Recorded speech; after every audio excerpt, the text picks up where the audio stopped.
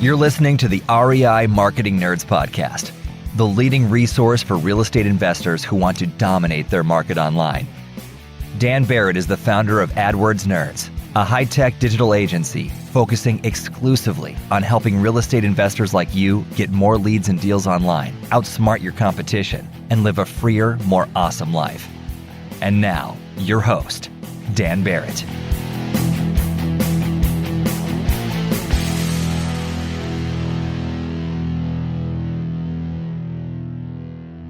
All right, everybody, welcome to this week's episode of the REI Marketing Nerds podcast. As always, this is Daniel Barrett here from AdWordsNerds.com. And this week, we are continuing a discussion from last week. So last week, you heard me talking about the importance of SEO, how SEO is kind of fitting into the marketing landscape, the competitive landscape for real estate investors right now. And I mentioned something that I called the shift.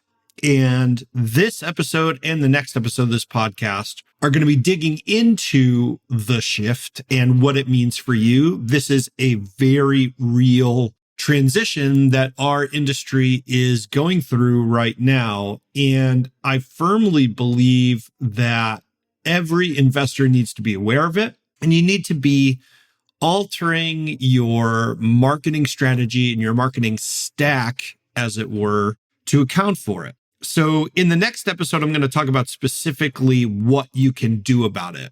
And in the first episode, I talked about kind of how things have changed. I want to talk about now about why things are changing and why this is all coming to a head right now. And there are a few kind of factors that are all happening at once. Actually, Charlie Munger is one of my favorite people in the world, stock investor, value investor, partner with Warren Buffett at Berkshire Hathaway. Charlie Munger has this thing, he calls it a lollapalooza. And he says a lollapalooza is basically what you get when you combine a whole bunch of different factors, like elements of human psychology and trends in the marketplace and, all sorts of things. You combine all these different things at once and you get a massive change that can happen very quickly. And oftentimes this is kind of like what people would call a black swan event, right? So, this kind of like 1 in a million sort of things. It seems like it's never going to happen. It's hard to imagine a change like that could happening. And then all of a sudden, bam, it happens, right? And it's just reality. Well, I don't think we're in a situation like that in terms of real estate investing, but we are in a situation where a lot of different factors are having an influence and they're all kind of happening at once. And it makes the current situation kind of hard to appreciate and to see. So what I'm going to do is kind of take a step back and think about some of these elements kind of in, just by themselves. And then we can kind of step back in and put them all together. All right. The first thing I want you to think about, and probably because it's the easiest one to understand, and I think a lot of people are worried about it right now, is the entry into the real estate investing marketplace of the iBuyers. And the iBuyers would be a company like Zillow Instant Offers or Open Door or Knock or Trulia for that matter. These are these big kind of venture capital backed, primarily technology companies that are entering into the real estate investing space, the same space that would be occupied by a mom and pop real estate investor, buying distressed properties, buying vacation properties, buying whatever and flipping them, reselling them on the market. These tech companies are entering into that space. And whereas real estate investors have traditionally competed primarily on offer price and on service quality, right? So they've said like, look, I'm going to make you a better offer, or, hey, I'm the best investor in my market. I'm going to do things like, the moving truck, and I'm going to make this super easy for you. I'm going to do all your paperwork, that kind of stuff. The investors primarily compete with each other on offer and service quality. And I would include speed in that, right? Like, hey, I can get there today. Hey, I got to make you an offer in 24 hours, right? Whatever it is. And really, that's the competition that we've seen. And what the tech companies are doing is they're competing on a completely different plane. One, they're bringing in data So they're using a ton of data to make a lot of offers at scale. And so their offers may not always be the best, but they're doing them at scale to such a level that they're going to equal out and sort of be sort of better across the board. Two, they're competing on a technological level. So they're saying, hey, we're going to make this so easy. You can do the entire thing online. You never have to talk to somebody. No one's ever going to come to your house. You can get an instant offer. So that's kind of all technology-based, data-based. And then the other thing that they're competing on is brand recognition. Zillow is a recognizable brand to the extent to which people who are interested in home prices, they go and they type in like Zillow, my home.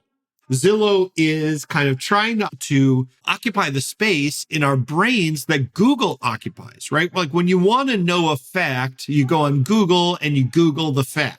And Zillow wants to be the equivalent of that, where you say, when you want to know something about a home, like the price of a home or what homes are available, you go on Zillow and you search in Zillow for that information. That is what they're trying to do.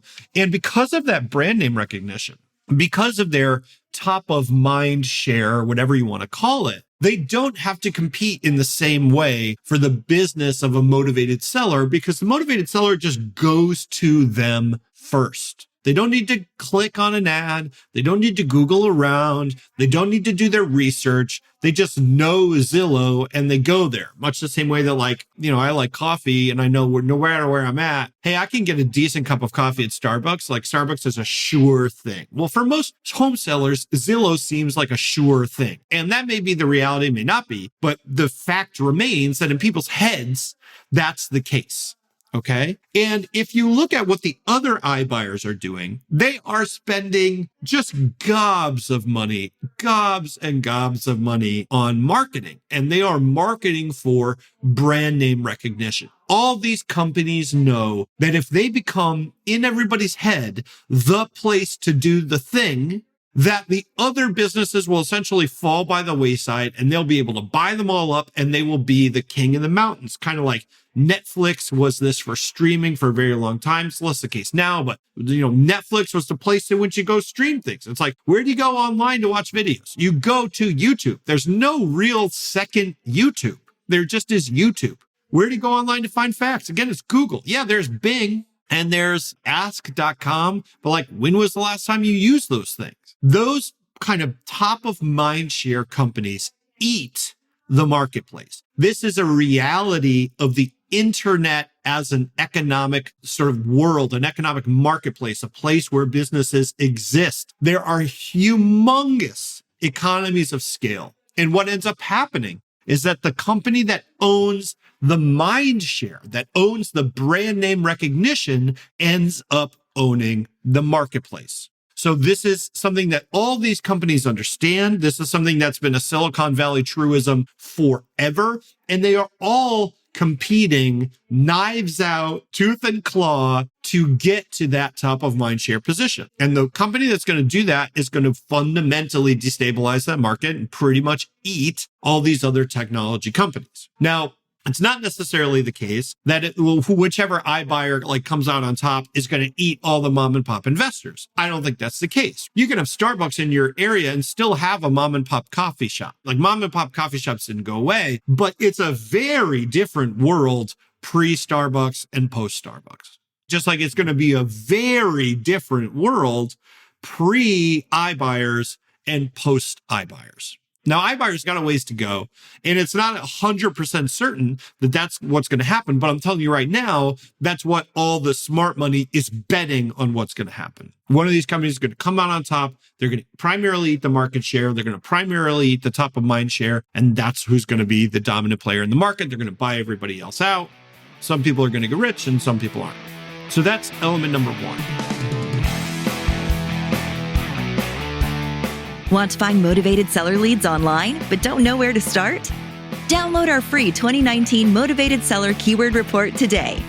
AdWords nerds have spent over $5 million this year researching the most profitable keywords for finding motivated seller leads. And you can grab these exact keywords when you download our report at www.adwordsnerds.com/keywords.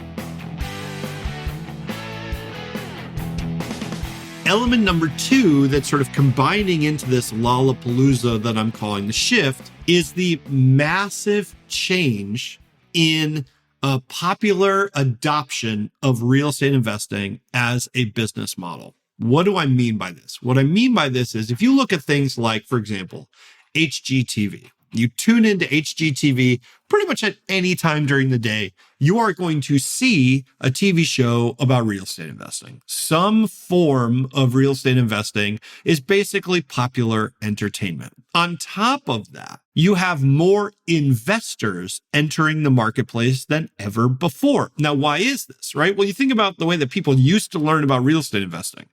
You used to learn about real estate investing by getting a book or by paying for a seminar or by paying for a 22 cassette, right? Like set, I was recently on like Ron LeGrand's podcast, and Ron LeGrand's like just exactly used to learn real estate investing by going to a guy named like Ron LeGrand who had tapes and courses, and you studied and you got into it. Now it's just a fact that the old methods of distribution of knowledge of how to invest in real estate were much lower volume than they are today. If you are learning through the mail, or you got to know somebody, or you got to see somebody on a stage, there are just less people who can do that than people who can watch a YouTube video.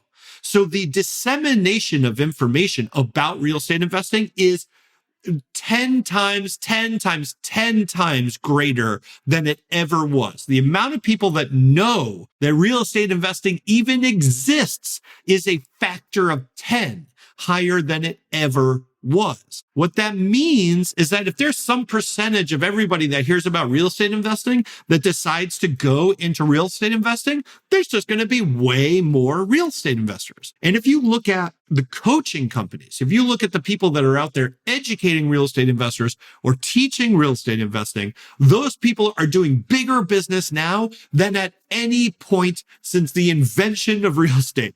Nobody in this coaching space has done better than they are doing right now. There are more coaches. There are more coaches selling more types of training. There are charging more. They are having way more students. And the result of that is that in pretty much any market you go into, you have competition as a real estate investor. If you don't right now, you will.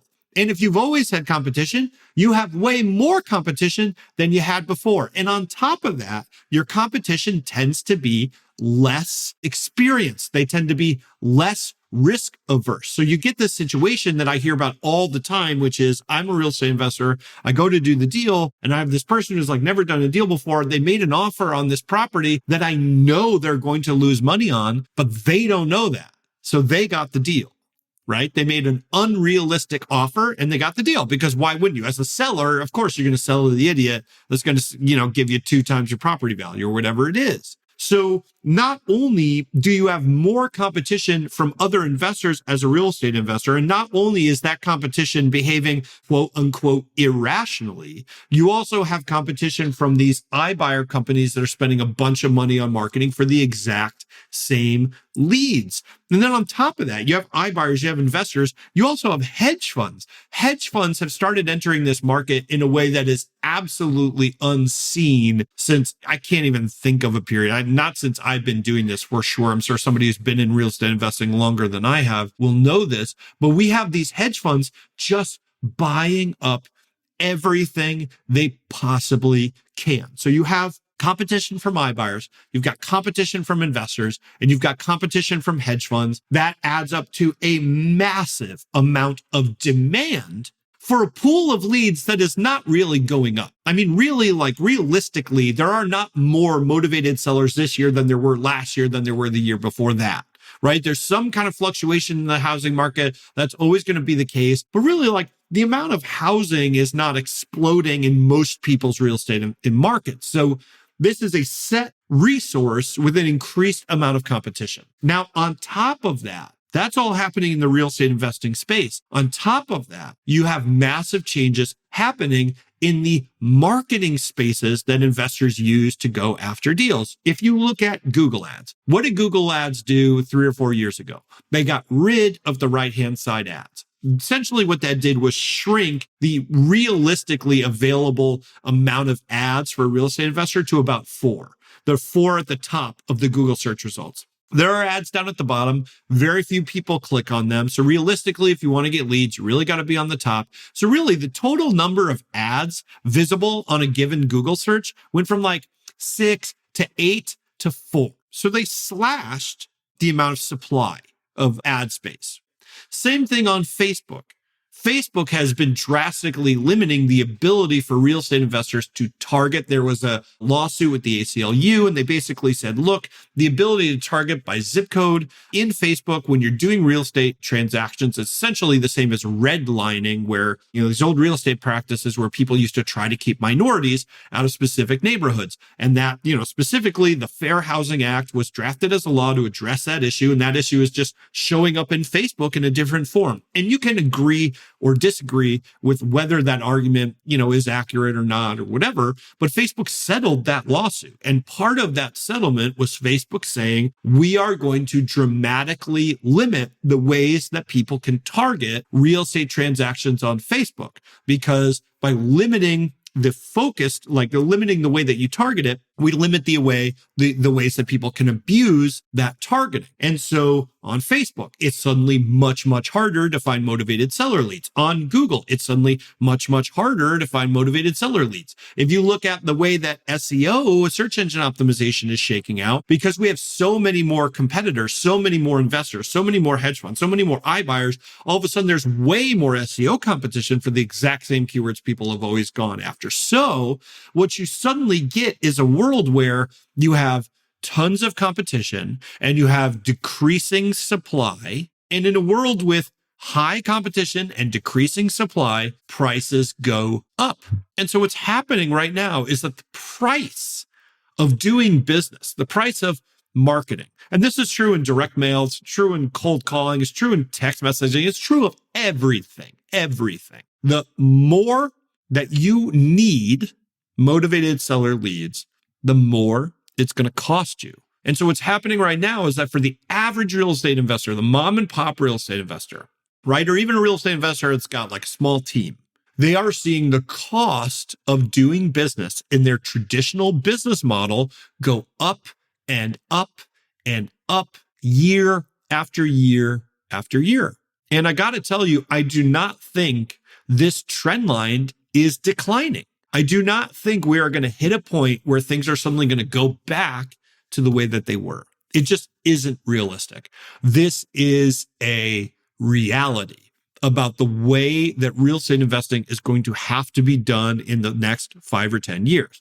Now, I wouldn't be talking about this if I didn't think there was anything you could do about it. Right? I wouldn't bring it up if I just thought it was like, hey, this is an economic certainty. There's nothing we can do about it. We're all going to go out of business. I don't think that's the case. And in fact, I think by looking at industries that have had these elements for a long time, specifically the real estate agent industry, the sort of the market price industry, by looking at how they have adapted to these pressures, which hit them much earlier, we can actually see a roadmap for moving forward for the next 5 or 10 years and being an incredibly successful real estate investor at the local level or the state level or the area level, whatever you want to do. So in my next episode, we're going to dig into specifically how we adapt and change and evolve and grow and improve in the environment that we're currently in now. So I hope that makes sense. Hope you got some value out of this episode. As always, you can go to adwordsnerds.com/group to join our free Facebook group. I've been posting about this there for a while now and getting some really good feedback. So if you want to be a part of this conversation, that's the place to do it. adwordsnerds.com/group. And I will see you next week. Bye, everybody.